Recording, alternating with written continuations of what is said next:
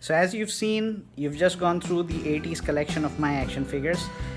Because I represent the Generation X, so my action figures at the time I got were from the famous movies at the time, the TV series at the time, as well as whatever I could get my hands on.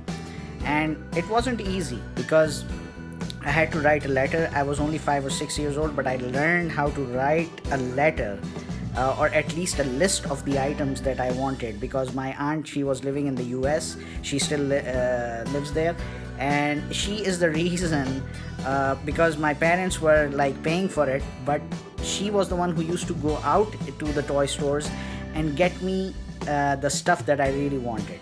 Of course, it wasn't so easy at the time, and sometimes she added her own input as well, like the example of G.I. Joes. I never knew G.I. Joes. I only saw their name appear in the Marvel checklist, because in the 80s up until mid 90s, Marvel and G.I. Joes and Transformers were properties of Marvel in partnership with Hasbro.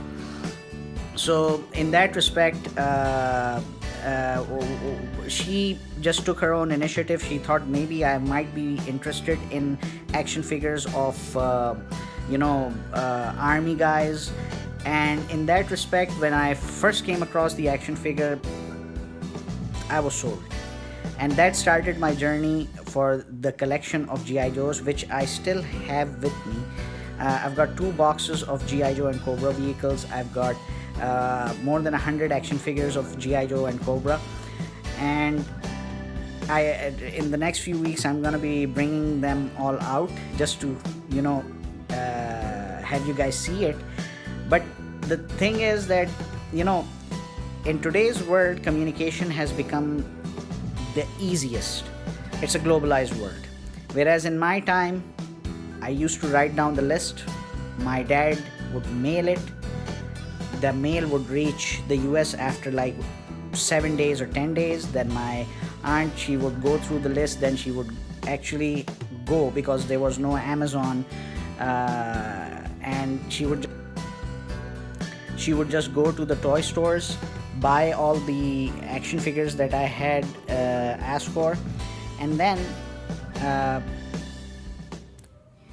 you couldn't even ship them. So we used to meet at a common location. So if, like, for example, she is going to be visiting Saudi Arabia, and she would bring those toys, or if there was someone coming in from the US to Jeddah, she would send 1 or 2 items with them. You would end up waiting like 6 months just for 1 vehicle playset, or just for 2 or 3 action figures, or maybe at times only 1 action figure. Man, kids these days are truly blessed. I am blessed as well, that even in those difficult circumstances, I not only got Knight Rider, I got Rambo action figure, I had Superpowers action figures, which I still have them. Okay, and these things remind me of to be grateful for the things that I have now, with respect to my passion, because whatever happened in my life, I just couldn't let go of comics and action figures, seriously. And I hope you guys enjoyed listening to the story of mine, and I look forward to seeing your collection. It can be from the 80s, it can be from the 90s, heck, it can be even from the 70s.